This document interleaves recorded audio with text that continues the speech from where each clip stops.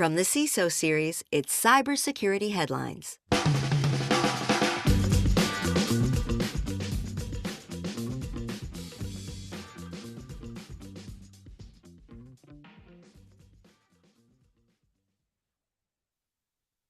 Energy sector hit by 3CX supply chain attack. The Papercut story continues to unfold, and malware-free cyber attacks on the rise. These are some of the stories that my colleagues and I have been bringing to you on this week's cybersecurity headlines. And now we get a chance for some insight, opinion, and expertise from these stories and more from our return guest and our very own ocean of cyber wisdom, Steve Zalewski, former CISO at Levi Strauss and co-host of Defense in Depth. Steve, thanks for joining us. Oh, it's a pleasure. Glad to be here. All right. Today's sponsor for this episode is Tines, the no-code automation platform for security teams built by security practitioners. You can join us on YouTube Live by going to CISOSeries.com, hitting the events drop-down, and looking for the cybersecurity headlines we can review image. It's the third one down. Just click on it to join us. But we've only got 20 minutes, so let's just jump right into it. The energy sector orgs in US and Europe hit by the same supply chain attack as 3CX. On Friday, Symantec revealed that Trojanized software from the financial services company Trading Technologies impacted 2 organizations in energy sector and 2 in financial trading. Researchers did not reveal much more detail, but said that the infection started with a corrupted version of Xtrader installer.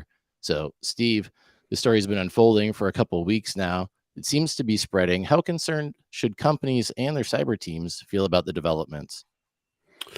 So I would say they shouldn't be concerned, but they should definitely be frustrated. And the way I say it this way is this is a lack of trust, right? We have to trust certain systems. Somehow that trust is violated. We don't know it. We do what we think is right. This is a systemic issue that we see. In this case, why I say it's frustration and not concern is this is really becoming a tax on us because we have to be aware of it. We have to slowly identify where there's this legacy debt and be able to address it. But from a security perspective, it's a tax because we're having to spend some time on this where it's relatively low risk, but it's high visibility against being able to put our resources to more immediate concerns, right? To look at what's happening now as opposed to going to what we have to do. Okay. I mean, how much of this has to do with getting more assurance, or do you think there's any part of this which is getting more assurance about, your supply chains and your third, fourth, and now fifth parties? Is there more diligence to be put there, or is this a, hey, throw all your hands up and we can only do so much, and this is just a risk we have to deal with? So third party and fourth party risk that you're talking about, there's a lot of work going on to establish better chains of trust is how we reference it. The challenge is we can establish the best chain of trust, but people are fallible. Technology is fallible. And what they're finding is simply ways of ghosting that chain of trust. And we can try to make it stronger. You can make the fence higher. You can make the fence thicker, but there's still doors in the fence, right? Or you can always climb over no matter how high. It's just how much effort do you want to put into it. So we're making it harder for the bad guys, but we're never making it impossible for them. Great point. All right, moving on to our next story. The Papercut story continues to unfold. Papercut claims to have over 100 million users across 70,000 organizations. That's a big attack surface that, according to the company, has put 2 of its print management products under active exploitation. Later this week, Microsoft claimed that these attacks are likely the result of Clop ransomware affiliate. So, Steve, Papercut's one of those companies that doesn't necessarily have a high profile, but is widely used. So do you see any added risk or impact stemming from that fact?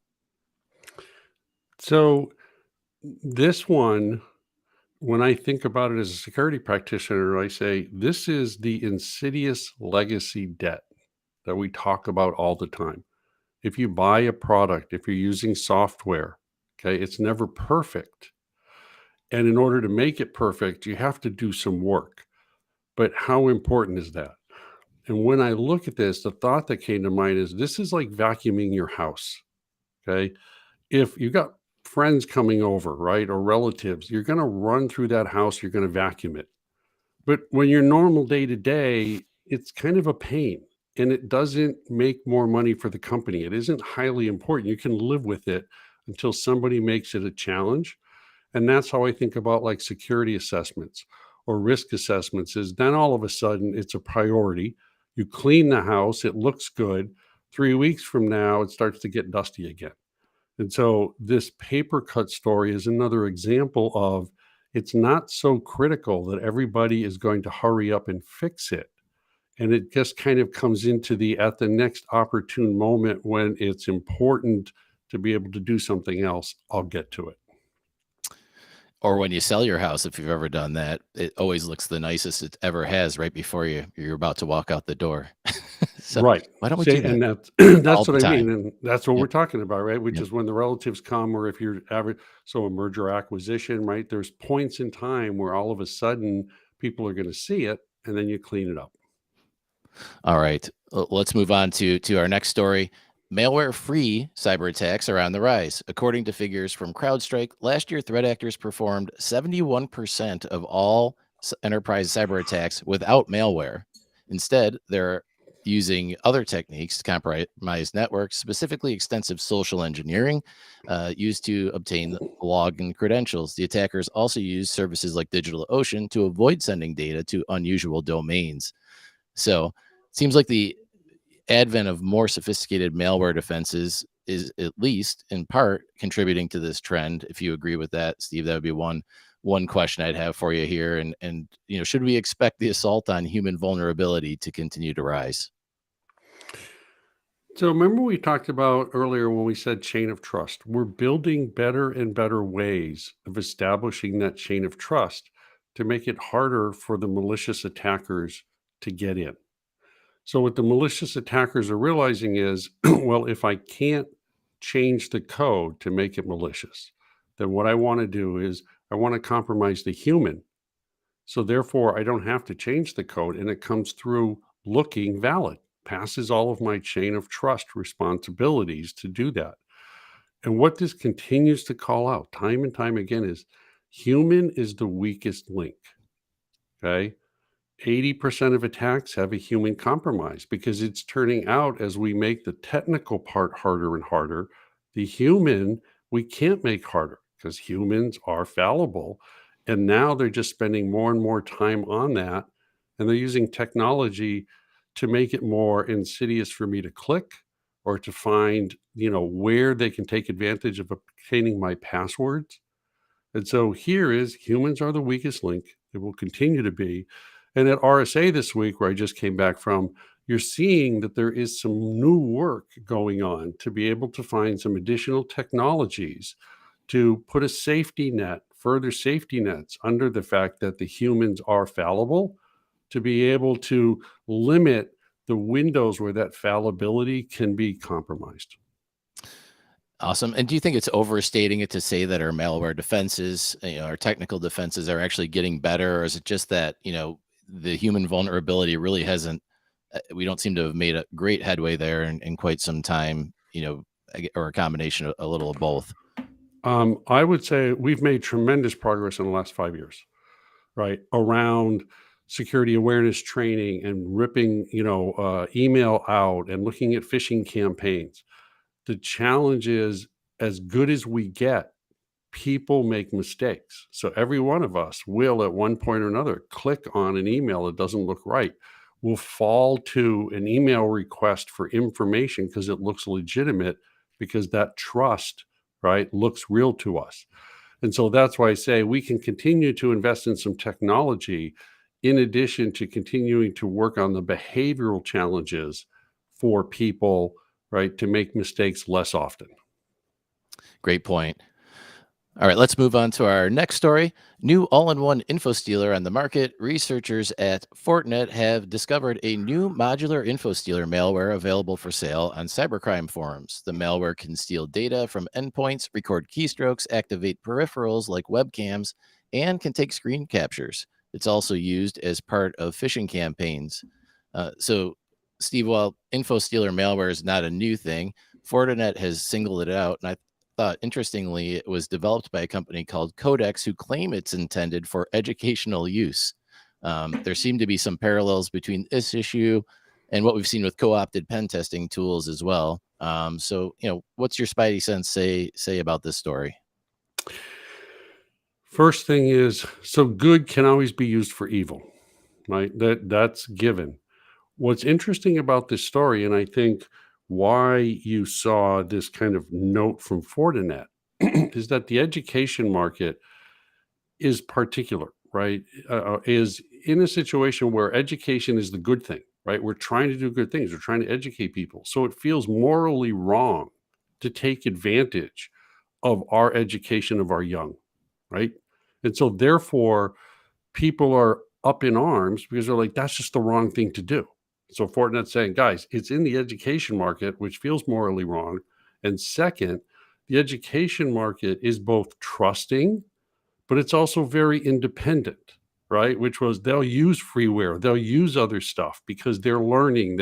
We're encouraging creativity, and they won't necessarily pay for things because it's education and education is expensive. So let's find ways to be able to be effective.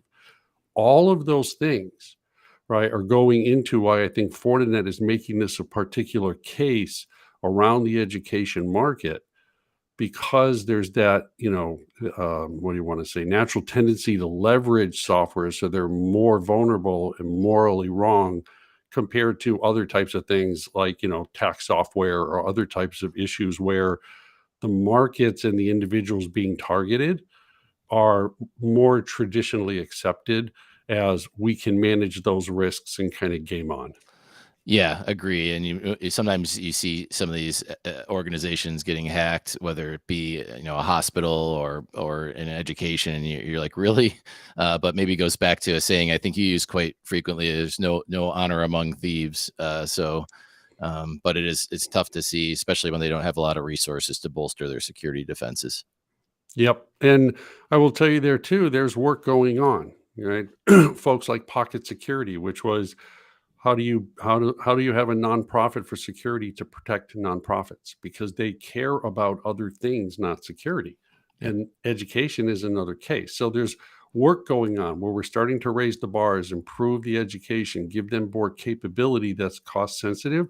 So we have hope, but again, it's going to be another long journey. All right.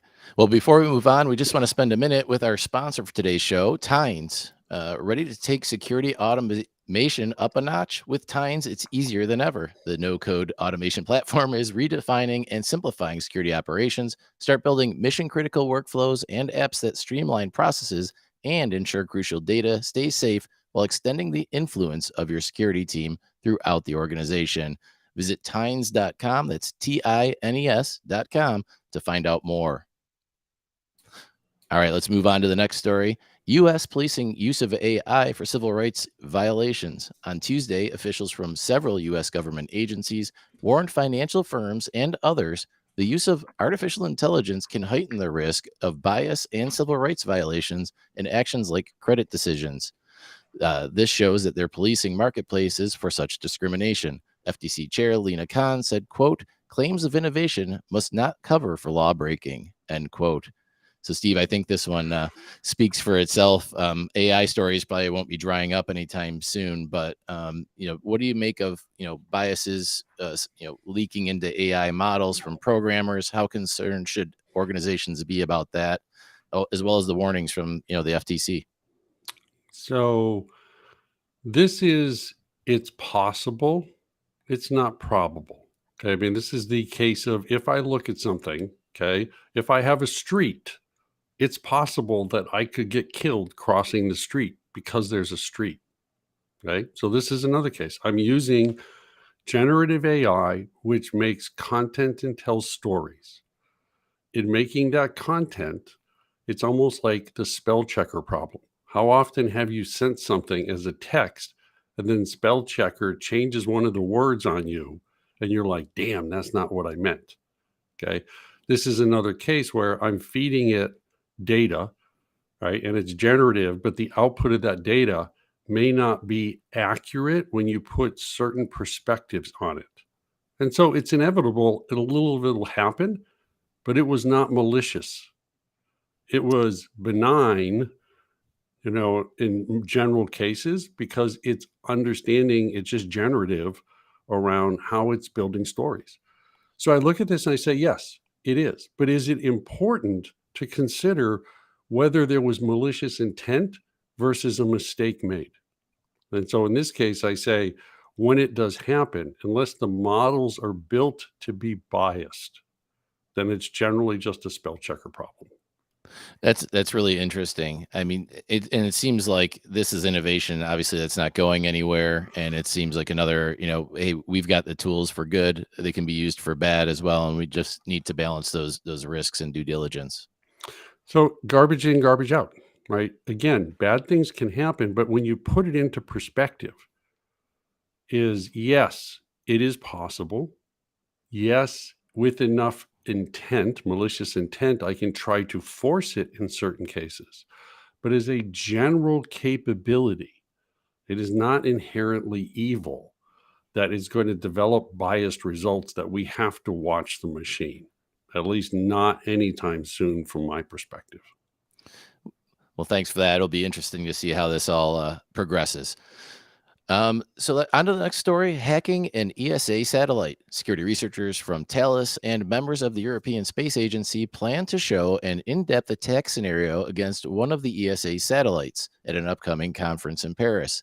Based largely on the perceived threats from China, the attacks revolve around hitting the satellite's hardware to compromise the data sent back to Earth, including changing image files. So Steve, this is believed to be for the first ethical hacking demonstration against a satellite, so that's kind of cool. It shows that we don't have to physically shoot things down anymore, spy balloons and the like. I guess just figure out how to mess with the data from a remote location, right? Sounds like a familiar theme. So what stands out, about this story to you?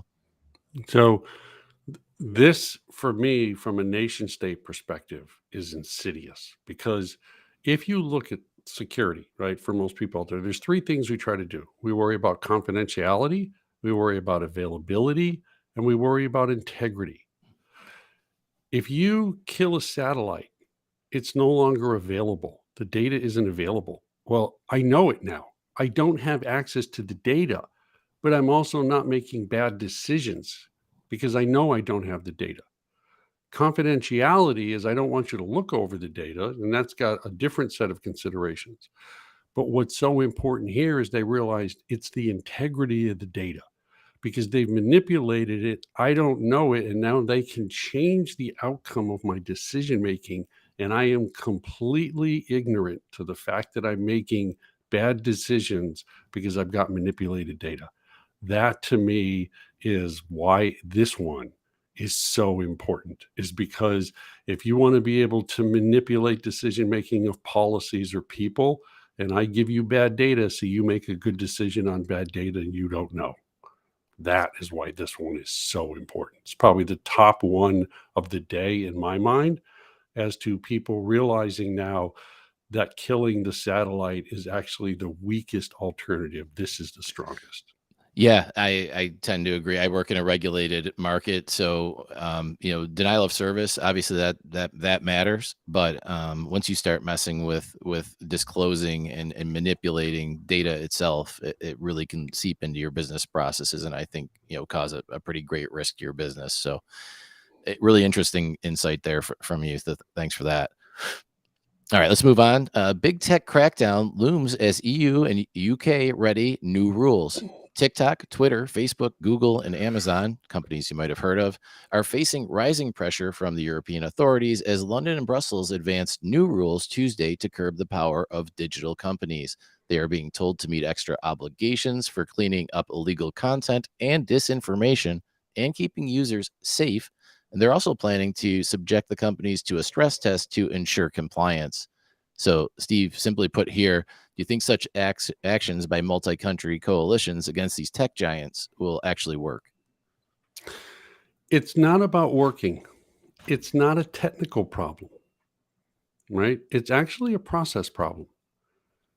You can tell me, right, that I can't be biased against you, or I'm going to set a rule that says you cannot advocate for certain practices.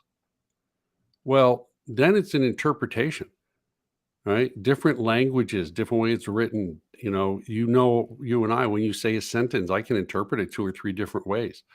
So my exercise here is I appreciate at the policy level by the governments that they are enforcing policies around social issues or political issues that are to the benefit of the greater good as determined by those governments. It's good that we put the onus on those technical companies to give us the ability to enforce that. But because it's not a black and white issue from a technology perspective, it's an interpretive issue, just like when we talked about generative AI and mistakes.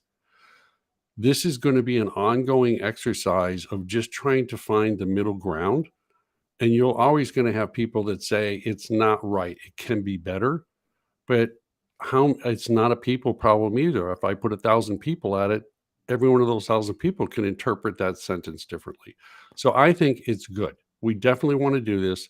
We definitely want to continue down this path, but realize it's going to be a bumpy road, because just because I tell you you don't cross the street doesn't mean that I interpret that as the main street and don't cross an alley, right? So Yep. And it seems like there's subjectivity with every law, and it almost seems more so with these digital laws and what is disinformation. We've been arguing, that's become a political debate as well. But it will be interesting to see how it is enforced and the impact it has. But the spirit definitely seems like a positive thing. Yep. All right. Well, the 20 minutes flew by. Steve, thanks always for your amazing insights. In closing, did you have any thumbs up or eye roller stories? Anything that stood out to you today? Well, I think, like I said, there were 2 themes for me. One is the satellite issue, which is everybody needs to realize integrity is really the key problem that we all need to be aware of and ongoing, right? To make good decisions on good data. And then what I would say from an eye roll isn't so much eye roll, but what you've seen in many of these stories is it's a tax on us to acknowledge that we've kind of reached the limits in some cases of technology, and it's the people in the process that just continually has to be exercised. And we just have to understand there's a higher and higher tax oftentimes to continue to just do the basics while we then try to focus on the priority of what's high in the moment. Awesome. Thanks for the words of wisdom. And where can people find you on the interwebs if they are so inclined to do so? Oh, on LinkedIn, you're welcome to just look at me on LinkedIn. I have my email address there. You're welcome to reach out to me. I'm more than happy to talk. I will certainly continue to follow you as a fellow CISO Series colleague. Thank you again to our return guest, Steve Zalewski, former CISO at Levi Strauss and co-host of Defense in Depth. Thank you also to our sponsor for today, Tynes, the no-code automation platform for security teams built by security practitioners. We'll be back next week with another episode of a Week in Review show. And in the meantime, you can still get your fix of daily cyber news through cybersecurity headlines every day in just about 6 minutes. We're also going to be doing a live recording of CISO Series podcast in New Orleans at the B-Sides NOLA 2023 event. It's happening on Wednesday, May 3rd. And to get very affordable tickets, you might know somebody, go to the events page on CISOseries.com. One final note, our founder and producer, David Spark, right now is on dailytechnewsshow.com. You can head over there if you'd like to hear some of David's hot takes. So stick around for that. But until then, I'm Sean Kelly for Steve Zalewski signing off and wishing you all an excellent weekend.